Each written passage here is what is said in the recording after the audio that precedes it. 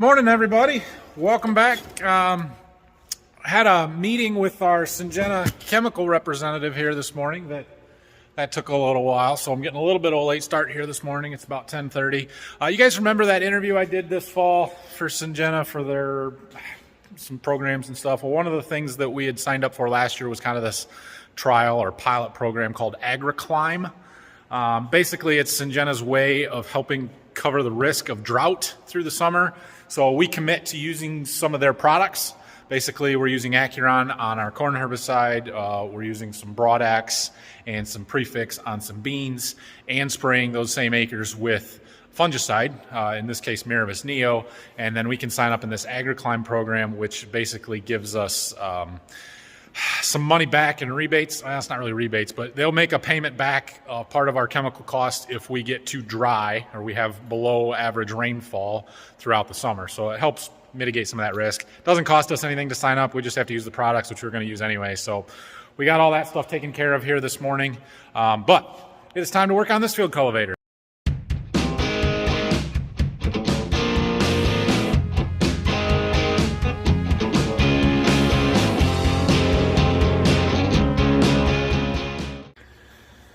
Our bolts came yesterday, and the UPS guy just came and dropped off this box that is full of our bushings. So we can get to work on it a little bit. I'll show you how I'm going to do one, and then I'll show you how to do one, and then Brock will be here and he can do the rest. Okay, so if you missed a video a few videos ago, I don't even know what number it was or when it was, I don't remember, but this is our old field cultivator. It's our smaller one. It's an old John Deere 980, and there are all of these shanks on here that we have taken off. They need new bushings put in them. They were super wobbly, had a lot of side-to-side wiggle in them because of the slop and the way that they mount up here. Most of these, all the ones that are sitting on the ground instead of up on the bar, like those couple, are the old style John Deere shank, and so they have different bushings and stuff in them than the new ones do. We're going to do those ones too, but anyway, so we're going to grab our shank here, and I'm going to come over here and mount it up in our vise.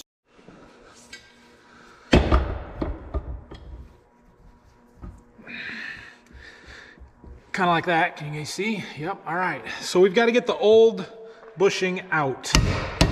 This one is already cracked out, so it should come fairly easy.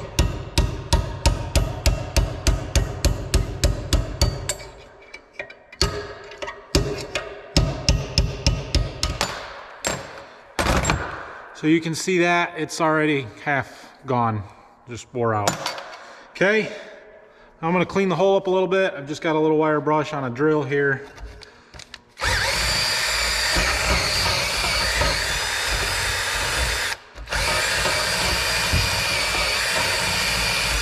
Okay, now we put the new bushing.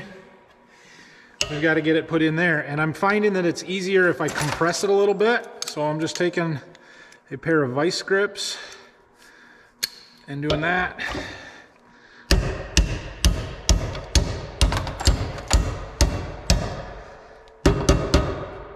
Okay, now we can take it back over to the bar, or to the tool, the field cultivator.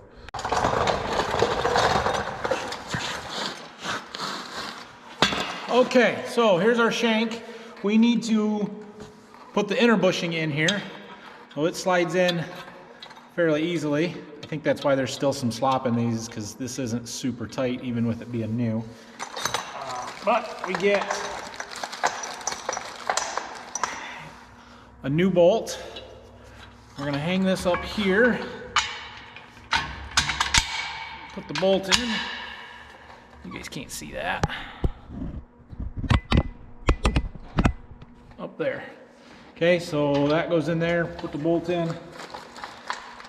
We're going to put a nut on the end of it loose. These are block nuts.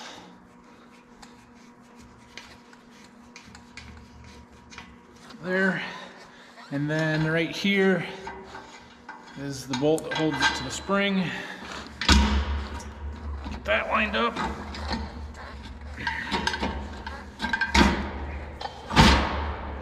Kind of like that. Kind of, sort of. There we go. And put the bolt. There.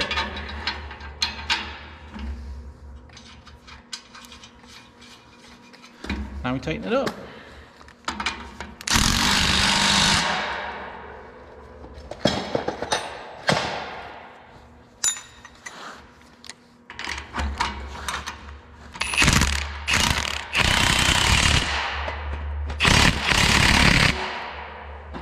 Just like that. And there we go. Now we only have to do it about 45 more times. So you can see here, it's not perfect, but if you go back and watch that other video, it's a whole lot better than it was. There's still a little slop in here.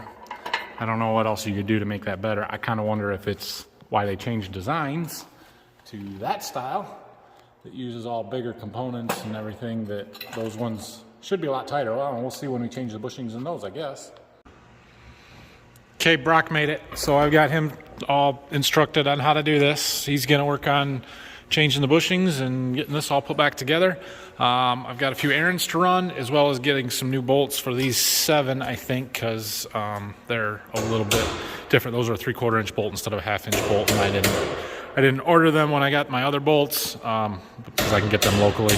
So we have some 3/4 inch bolts, but they're not the right length and they're not grade 8. We need grade 8s.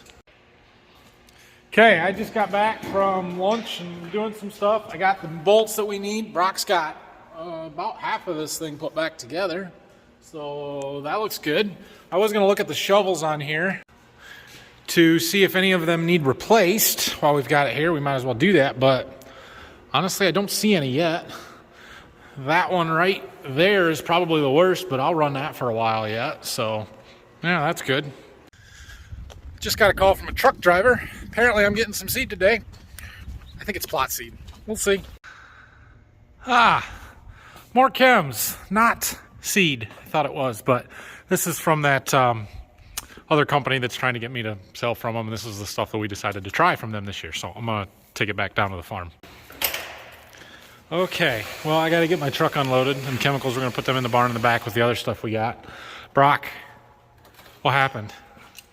I can't count. We're gonna be 1 bushing short. There is 44 of the old style on here, not 43 like we thought there was. So we're 1 short, which means we get to pick through that bucket over there and find the best one of all the used ones, meaning any one that doesn't have a crack in it, and put it in and call it good enough.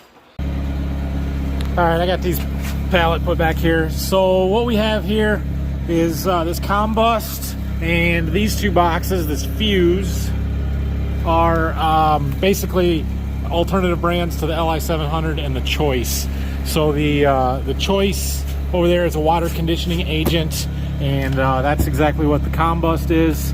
They're water conditioning agents. They basically tie up some of the minerals and stuff in the water and change the pH a little bit so that it doesn't tie up our chemicals. The LI700 is a surfactant, as is the fuse here. Again, adjusting pH and that kind of stuff to make your chemicals work better. And then the other thing we have here is some Contan Advanced. That one is a nitrogen stabilizer. So what it does basically is keep the nitrogen in our 28 from volatilizing.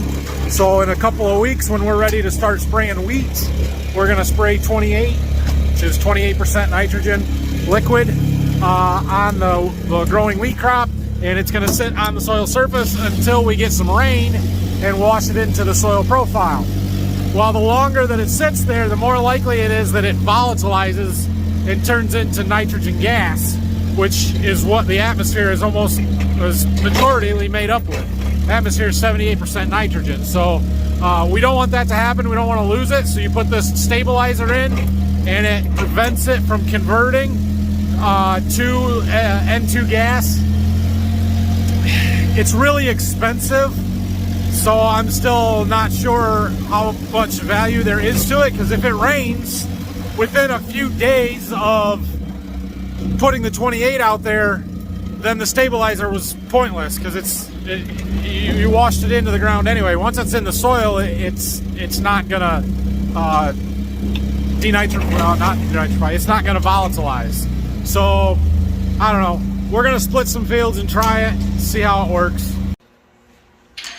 Starting to look like a field cultivator again, getting all of them hung back up.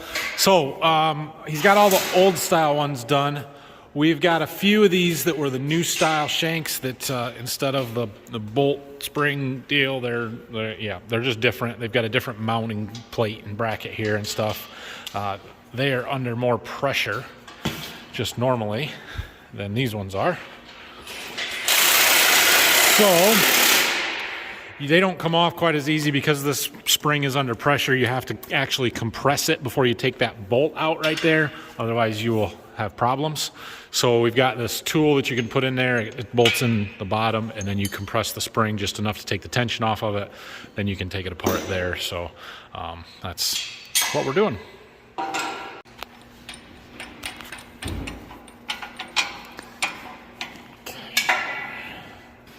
So that bolt goes in.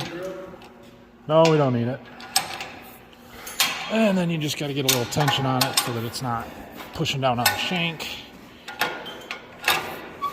That should be good. And then the bolt comes out and it's pretty much just like the other ones.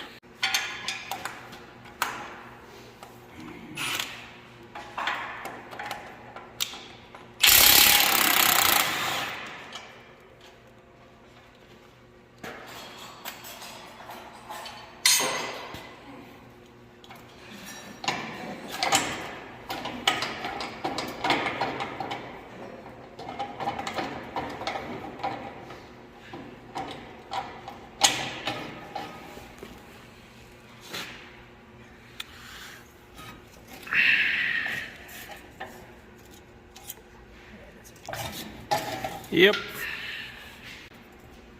It's not good when you can pull it out like that. I don't think they made them in two pieces. Definitely not. So then we clean the hole out a little bit. You can see, I don't know, it's not perfectly round. They are worn a little oblong there. But we're gonna put new bushing in it anyway. This one was worse. Yeah, that one's fairly tight. Okay, and the inner bushing goes in. And then the new bolt.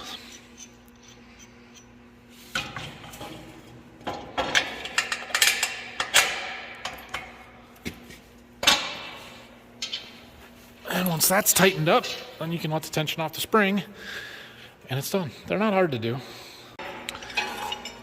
And once that's done, then these ones are really tight. Like, those ones tighten up much more than this one did. Both of those have new bushings, but this is because of this style, and with the tension on it, it holds it a lot tighter. So I imagine that's why they switched. Just for a little history on this particular field cultivator. So this is our little field cultivator now. It's 25 foot. And we bought this one sometime in the mid-90s. At that time, our big tillage tractor was a 4955 and the 8300. Those were the two tractors we used to pull this, and it was a pretty good match. It worked really well. In 2004, we bought a John Deere 9300, a four-wheel drive tractor that